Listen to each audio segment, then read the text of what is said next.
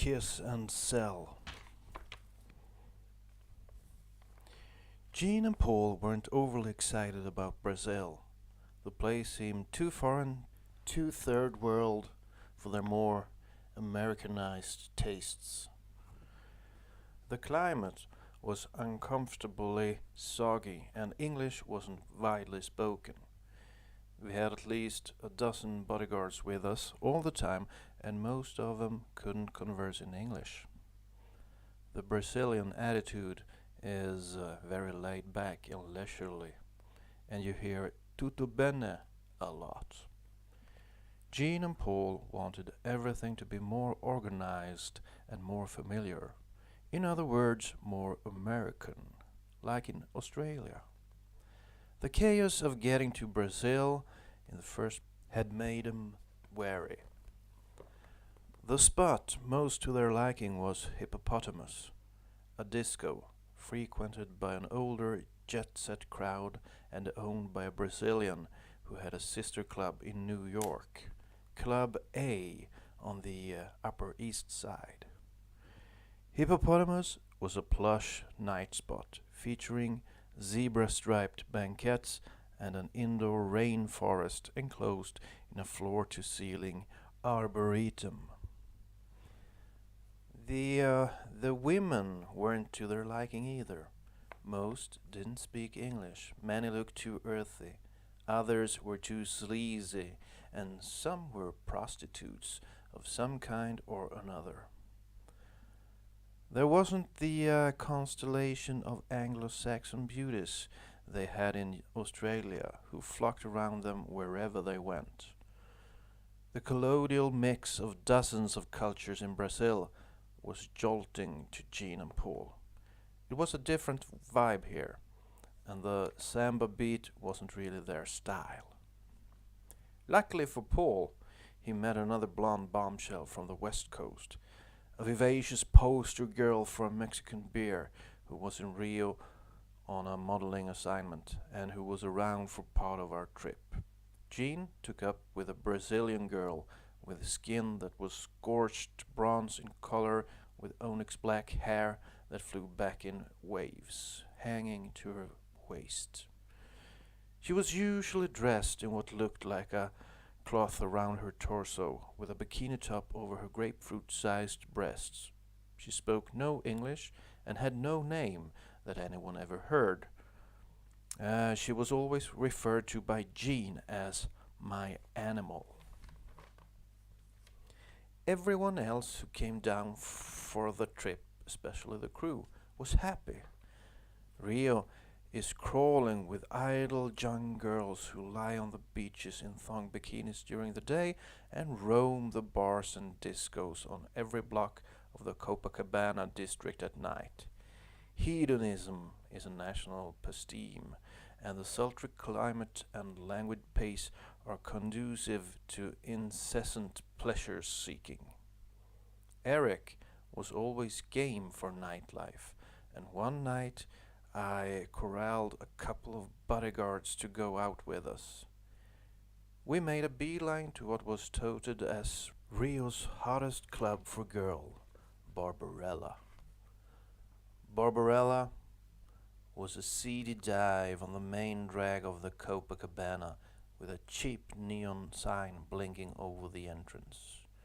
Just blocks from the beach, sea breezes helped cool off the sidewalks area where a few women with small children slept in hovels pitched against the walls of buildings.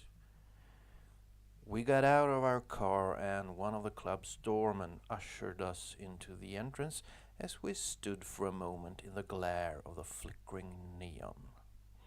The club was below street level, and we walked down a steep, narrow flight of stairs with photos of local showgirls lining the walls of the staircase. By the time we reached the bottom, I thought we'd need night vision goggles. Barbarella wasn't exactly fancy.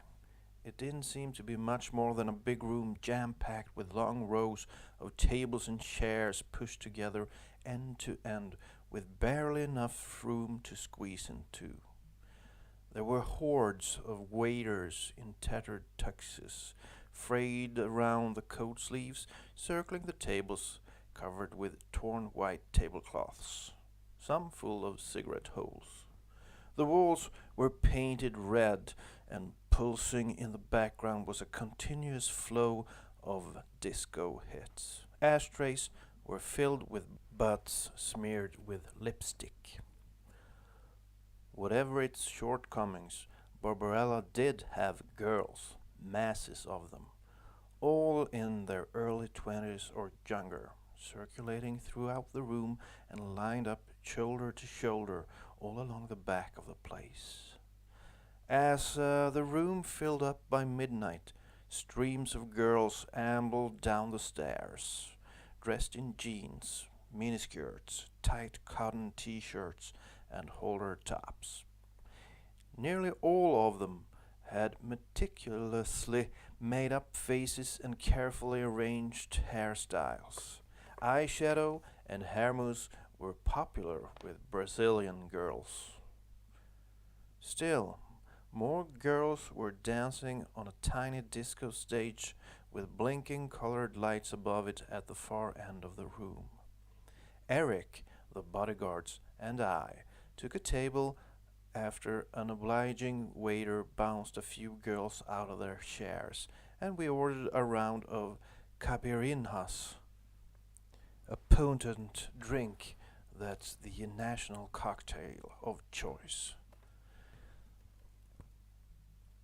The taped music squawked through a set of speakers that crackled every time the treble frequencies hit a shrill note.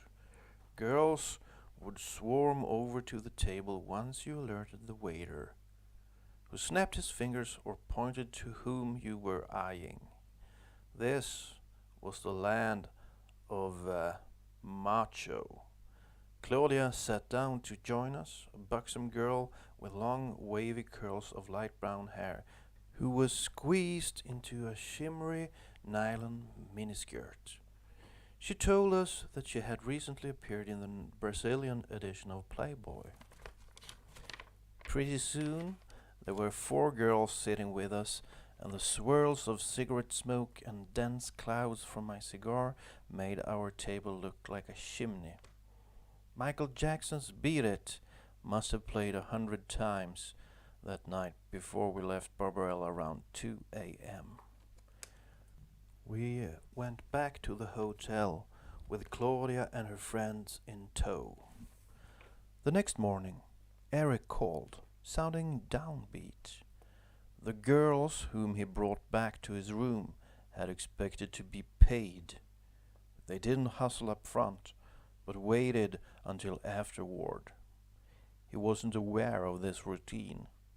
It was a given that anyone who could afford to stay at a hotel in Rio, a top hotel, is no doubt a big spender, could easily cough up the going rate, then about $50 to $100. The girls didn't speak any English, except for how to quote prices in dollars. And as Eric woefully discovered, rock star status didn't compensate for cash, unlike everywhere else he'd been since joining Kiss a few years ago.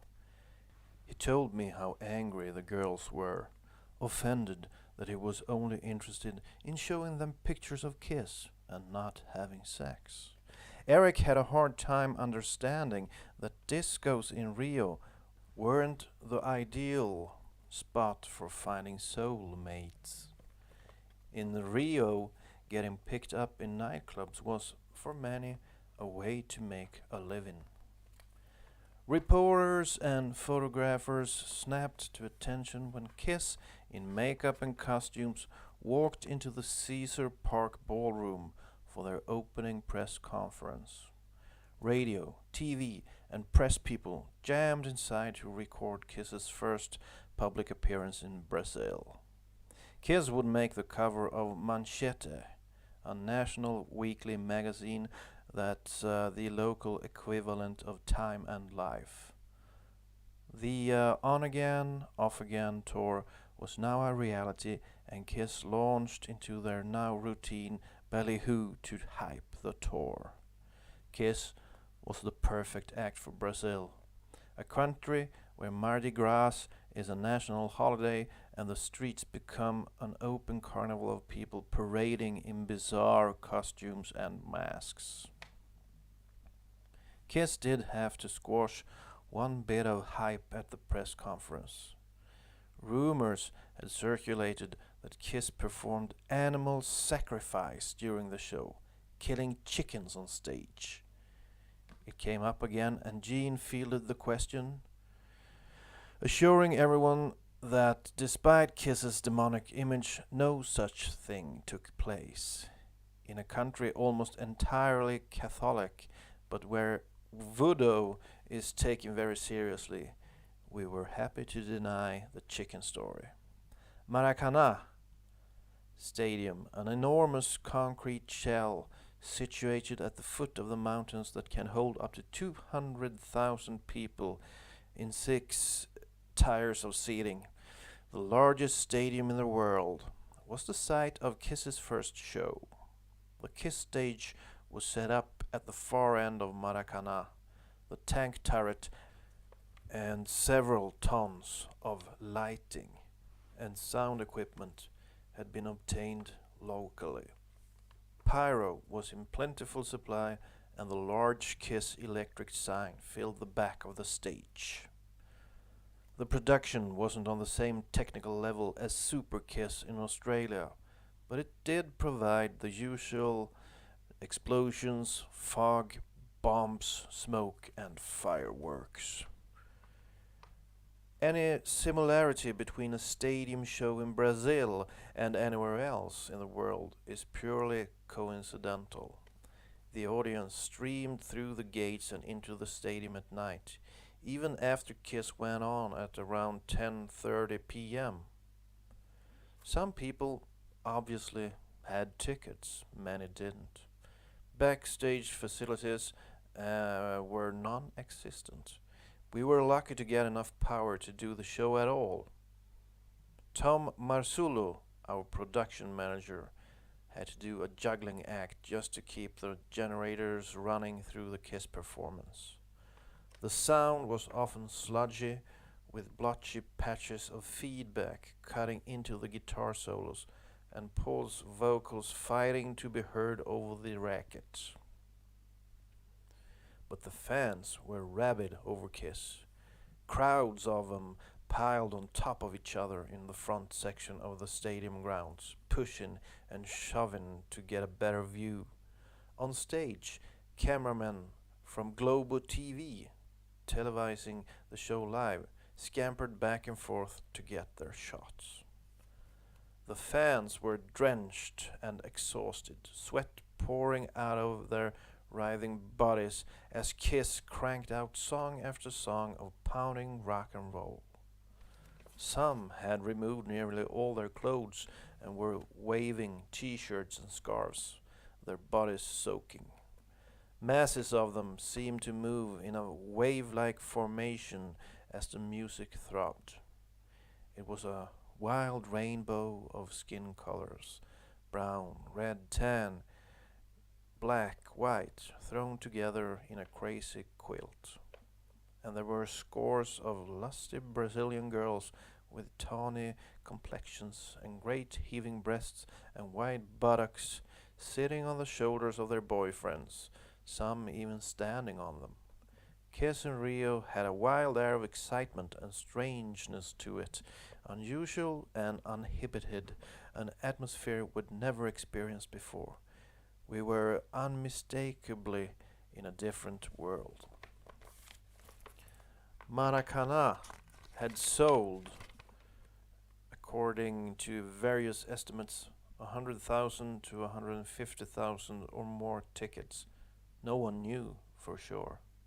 Tickets counts are whatever your best guess is. It didn't really make much difference because it was by far the biggest show in Kiss's history.